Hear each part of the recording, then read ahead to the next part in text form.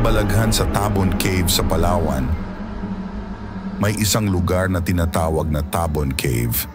Isa itong sikat na tourist spot dahil sa kanyang kahalagahan sa arkeolohiya at kasaysayan ng Pilipinas. Dito natagpuan ang mga sinaunang ebidensya ng mga unang tao sa bansa.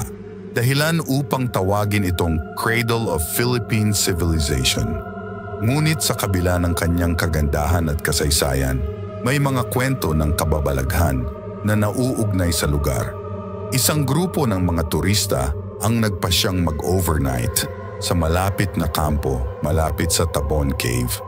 Habang nagluluto sila ng hapunan, biglang may naramdaman silang kakaibang presensya sa paligid.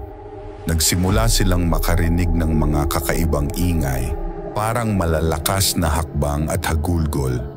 Ngunit wala namang makitang tao o hayop sa paligid.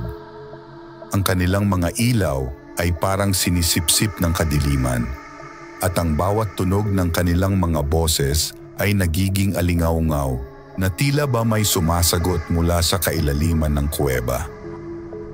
Habang lumalalim ang gabi, nagiging mas malinaw ang mga kakaibang pangyayari.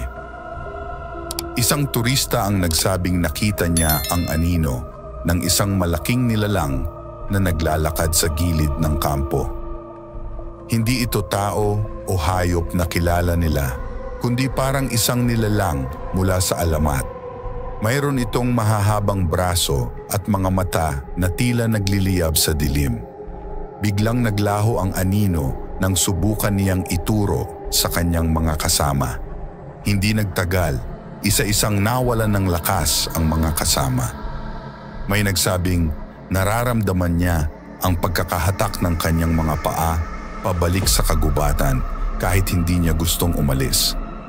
Ang iba naman ay nagsimulang makaramdam ng matinding pagod at pagkahilo, kahit na hindi pa naman sila nagiging aktibo sa buong araw. Ang isa pa sa kanila ay biglang nagsimulang umiyak ng walang dahilan, parang may malalim na kalungkutan na bumabalot sa kanya. Bago tayo magpatuloy, kung bago ka pa lang sa MKK, mga kwento ng kababalaghan, huwag kakalimutang mag-subscribe at i-click ang notification bell para laging updated sa mga bagong videos. Kung nagustuhan mo ang ganitong mga video, paki-like at i-share sa iyong mga kaibigan. Sa kabila ng kanilang takot, sinubukan nilang magpatuloy. Ngunit nang magsimulang magising ang isa sa kanilang mga kasama na parang natulala at nagsimulang maglakad patungo sa kagubatan na parang hinihila ng di nakikitang puwersa, napagpasyahan nilang lahat na umalis. Hindi na natapos ang kanilang overnight stay. Lumisan sila sa gitna ng gabi, iniwan na nila ang kanilang mga gamit sa kampo sa takot na baka may masamang mangyari kung sila'y magtatagal pa. Marami ang nagtatanong kung ito ay bunga lamang ng kanilang imahinasyon o totoong paranormal na karanasan. Ang mga lokal ay may iba't ibang kwento tungkol sa mga espiritu at nilalang na nagbabantay sa Tabon Cave.